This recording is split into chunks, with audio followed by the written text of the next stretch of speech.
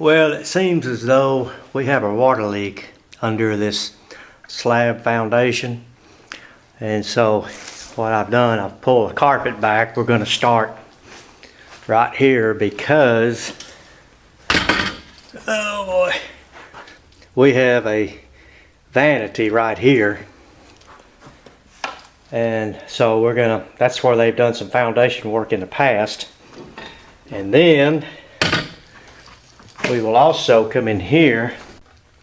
Okay, well here below this floor, there is also, we have the commode and bathtub area. So probably what we'll do, bust through the closet floor, kind of over there in that, corner. We will bust through right here in front of the AC, and then also right here. That should give us a pretty good look underneath at the sewer. We know there's no water leaks because we haven't had any issues with water bills, so we're probably okay there. And I don't know, I know it's hard to tell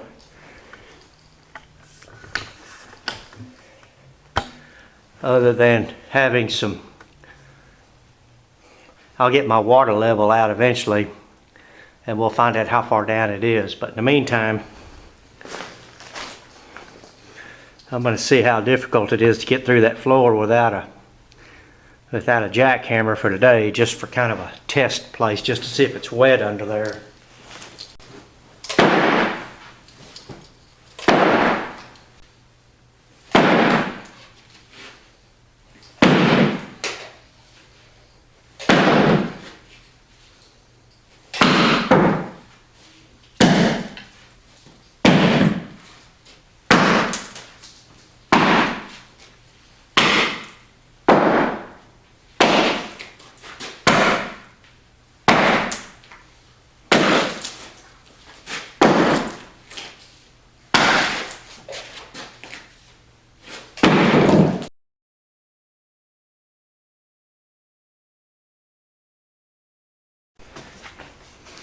Okay, the dishwasher is not leaking, which means we've got a leak underneath the house, and the termites are bringing up water so they can just feast away on my floor, well, subfloor that is.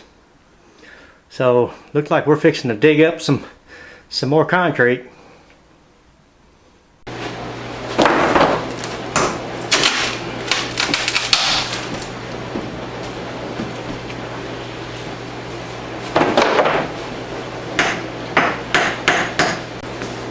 Well, it looks like we've got some moisture under there. Over there where those dark spots are. So, right there. Right in there.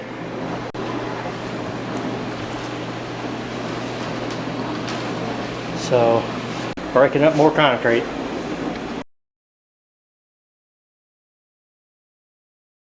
Well, we were running a dishwasher through a cycle just to kind of check it.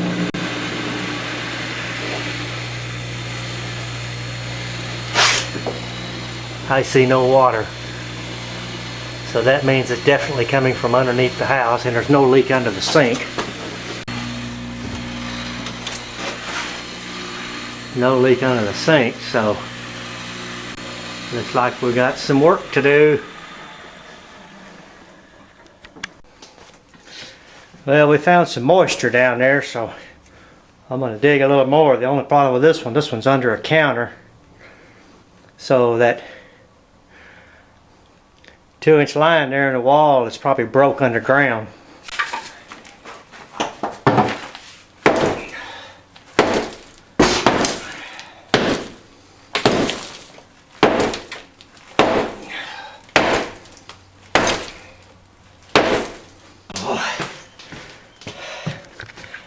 Oh boy, what a mess. Okay, so there we're coming out and going down. So we'll finish this later. And what we're gonna do when we tie this in now, we're not gonna cover this up with dirt, so this pipe will have a little room to move around when the house shifts. Because if you cover it up, then it's gonna not be able to move around. The house is gonna move, which this house is gonna move anyway. And then we'll have the same problem, except that when we use a regular coupling, it's gonna break. Then we got the same problem again. So, anyway.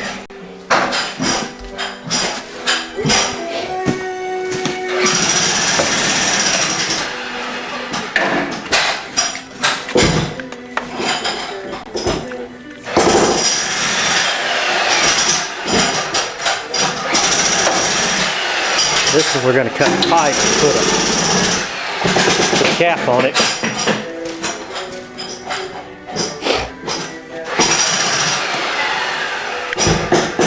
Put a cap on it so we can pressure test the bathroom.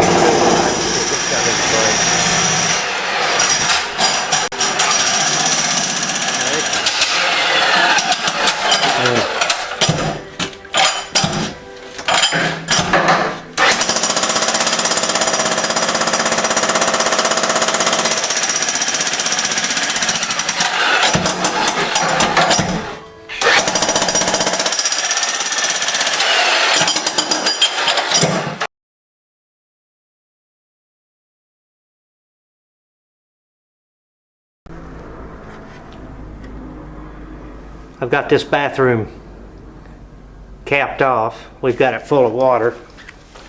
I'll show you in. Okay, we've got the commode up. We got, well, we must have another leak because that was filled all the way to the top. So we've got a real small leak somewhere, darn it. We're going to have to go under there, dig under it, try to figure out where it's at. Oh well.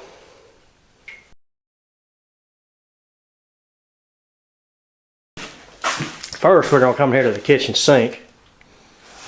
There's the kitchen sink, and there now you can get a better look at what came undone down there. Got us a hole midway from the sink to here in case we need to come through once we cap this one off and fill it full of water, in case we need to come in and dig for gold there. And hopefully we'll be okay there. Now we've got we have a capped off washing machine line here. We're just going to get rid of it completely, so we'll make sure it's not leaking. We got to dig down to that 3-inch line to make sure nothing's broke down there. So that's more digging. Okay, now we're into the other bathroom. This sink here ties into that 3-incher, but as you can see, we've got a rubber tie seal on this one too that has come loose. So we'll get this one fixed up, and then we'll cut that, put a 3-inch cap on there, fill it full of water. But that'll be another day and another video. And the tub comes over and ties into this 3-inch line, which we may end up having to bust this out too. I don't know. Hopefully it's not leaking anywhere. Okie dokie. This is a pretty major job. This is a fairly major job. This is what you get into when you buy a slab house and then you do foundation repair on it. It usually breaks all the PVC sewer lines. If it's cast iron, if it's old enough, and they use cast iron, there's less chance of it breaking because it's so tough. It'll pull up with the concrete. PVC it forgives too much. It just doesn't forgive, it just breaks. Oh well. Okay, until the next video.